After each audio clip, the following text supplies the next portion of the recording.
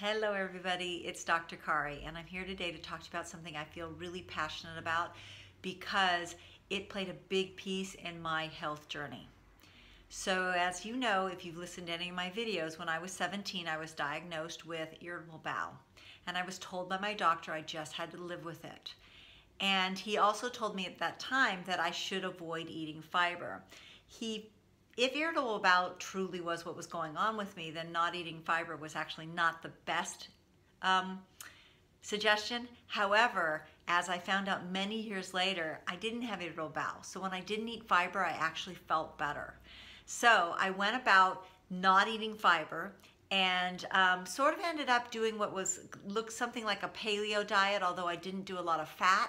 I ate mostly vegetables and protein, and that was pretty much it. And I did that for many, many years because I just felt the best that way in my digestive tract. It avoided all the bloating and all the digestive upset that can happen when you eat those foods and your digestive tract isn't very healthy. The problem is I didn't have irritable bowel. What I actually had is something called small intestine bacterial overgrowth. So if you've ever been given an irritable bowel diagnosis, and if you have digestive issues that no matter how much you micromanage your diet, you know what I'm talking about. We all do it. You eat this food for a little while, then you take that food out. You eat that food for a little while, then you add this one in. You try this style of diet, you try that style of diet. Everything feels better for a little while. Then you just can't manage to maintain it, and then your symptoms come back, right? We've been there. You know, you're on a candida diet and you need to eat that way forever and ever. You should not have to eat that limited amounts of kinds of food for extended periods of time. If that's the case, then there's something else going on, and that something else needs to be identified. And most likely, from what I'm finding with most of my chronic digestion cases that I'm seeing, what is going on is undiagnosed small intestine bacterial overgrowth, or what is known as SIBO. So, SIBO is a condition where bacteria, the normal bacteria that grows in your large intestine most of the time, manages to get into your small intestine. Your small intestine is not supposed to have a lot of bacteria in there. And because it's normal bacteria that you normally have in your body, all of the things that we do to help our digestive tract, they all feed SIBO and make it worse.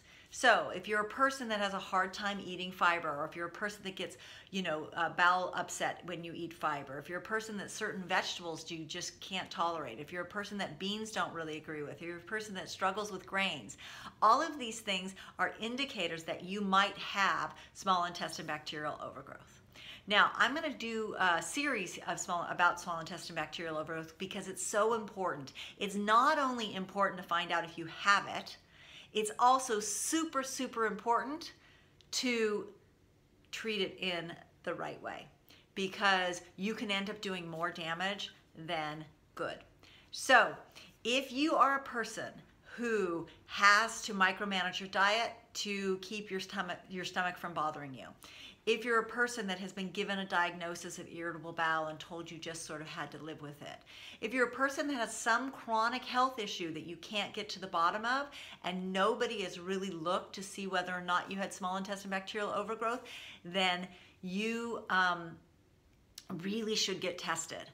I wasn't tested for years because none of the practitioners I would see thought that I had it, because I was managing it with diet. And so my symptoms were very low, and so it didn't seem like I had it. But also, the common symptoms of small intestine bacterial overgrowth can be constipation or diarrhea or bloating. And those symptoms, if you're managing your diet, will be very low, but it doesn't mean that it's not there. So, again, if you're having these symptoms, you do not have to continue to suffer with them. You need to get checked out, and you need to make sure that you don't have this sort of hidden digestive situation that, in my body was there for many, many years before we finally found it.